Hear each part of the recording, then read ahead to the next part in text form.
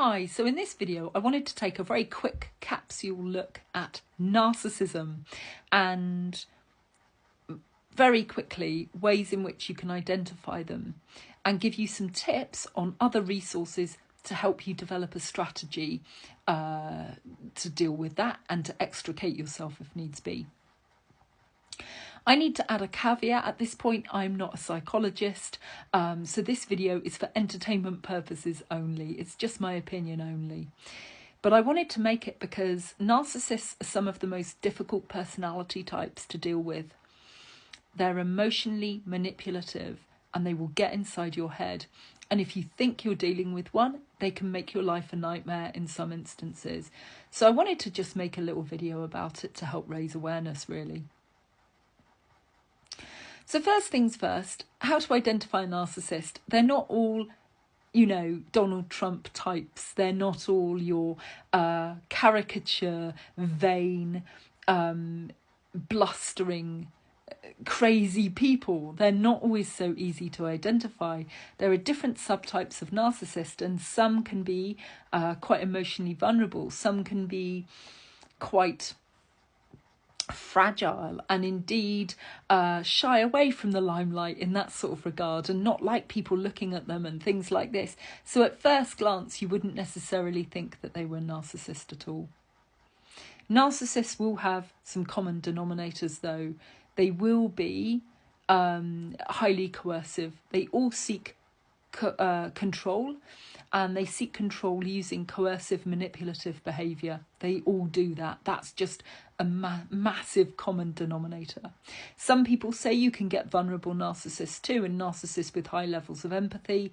I don't know if that's true necessarily. And one lady contested that. Dr. Karen Mitchell on X has contested that idea. And she is herself conducting quite a lot of research into dark personality types, narcissists, sociopaths and psychopaths. Narcissists will use what they have to use against you. Narcissists have low to no emotional empathy, but cognitive empathy. That is to say, they don't have the emotions there, they just don't have emotional depth, but they can fake it. They can look like they do, they can say the right things, and because they're manipulative and cunning, they can coerce their victims into believing what they say in that regard. Very often they'll bring chaos and drama, and there can be other personality types too that could fall into that greater or under that greater umbrella of narcissism. And one of those is histrionic personality disorder. So if you've got a person who's histrionic, for example, chances are they're very dramatic, they're very chaotic, they're very theatrical, they will be throwing giant strops, there will be chaos and drama in their wake, there'll always be problems, they will always be having problems apparently. There may be many stories and many schemes that don't seem to quite fit the bill, that don't seem to quite ring true. Dr. Ramani on YouTube reckons that histrionic personality disorder also falls under that umbrella of narcissism. So there's that to consider as well. But they will get inside your head and they will have you second guessing yourself, probably. They will use whatever they have to use against you. They will be gaslighting you, manipulating you, guilt tripping you, maybe subtly undermining you in front of other people. They are not to be trusted. They cannot be your friend. They cannot improve. There may be a rare case where someone knew a narcissist who actively sought to get help from a psychologist and got over it. But I don't know of any stories of that where that's happened, and I would say for the most part they don't get better.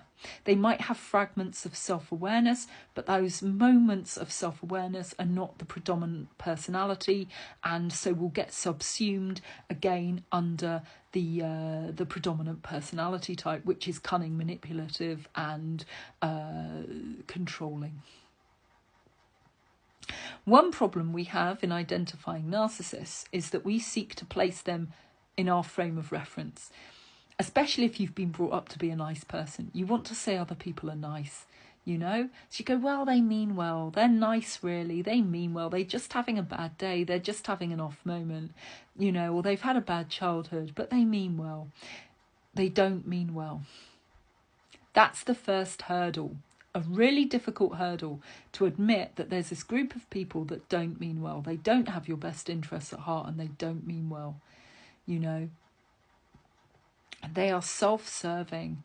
They do not care about other people in the way that you do. They just don't. As I say, they might have some fond feelings for you in the way that you'd be fond of an iPad, but they can't have an actual two-way relationship with you. But they can say all the right things, so they can suck people in. Now, the people you want to be looking at potentially to start with are some free resources on YouTube and on X. And as I say, on X, you've got Dr. Karen Mitchell, who's very good. On YouTube, you've got Dr. Ramani, you've got Dr. Todd Grande, you've got Dr. Sam Vaknin, and you've got Richard Grannon. They're a really good place to start. A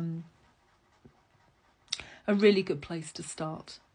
And just check out some resources. Just do what you can do. Understand that there is a different frame of reference, because especially if they're a family member or something like that, someone who's really in your heart, chances are they're going to play to that as much as they can, and you might fall victim to that as well. You might find yourself guilt tripped by them. You might find yourself feeling, oh well, they you know, they mean well, they just live alone, they mean well, they just had a really tough childhood, they can't understand the world around them in the way that I do because they had a tougher childhood than I did, and so on and so forth. If you find yourself making a lot of excuses for them as well, that could be a red flag too.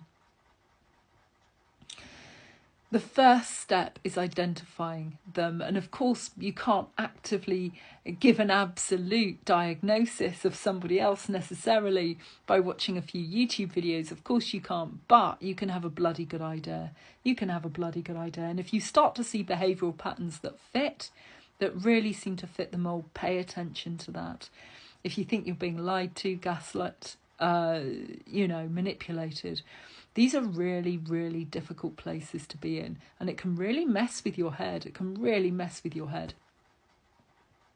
So the first step, I think, is identification, if you think you've got one. The next step is in developing a strategy to leave if you're in a partnership with one, because they won't get better, and to how to manage it, how to deal with it. If it's, say, someone at work or someone in your family that you can't just get away from, then you need a strategy. You need to understand their frame of reference, and then you need a strategy as to how you manage your life, how you guard against them, you know. And if they're in the workplace, for example, one way of guarding against them, get everything in writing. You might just need to talk to HR or talk to your boss or things like this. Get everything you can in writing. It's a good rule of thumb in life anyway, right? If it's a family member, strategizing against them could be quite difficult because they could have other people that they've fooled. Bear in mind, these people can be very manipulative and very believable as well. And they do tend to fool people. You know, even Richard Grannon admitted he got into a relationship with a narcissist. This is after years of teaching other people how to strategize against narcissists. That's how convincing they can be. They're very cunning. They're very good at getting inside your head. So just be aware, be alert. You're not alone. Get help. Watch some resources and clue yourself up. Get yourself as informed as possible, and then you can work from there. So yeah, I hope that's been of some help, and remember, you are not alone. You are never alone, but get that help and recognize what they are trying to do to you is not healthy, it's not right, and you shouldn't have to put up with it. So yeah, hope that's helpful. Can't even speak now. Take care, and hope you have a good night. Bye.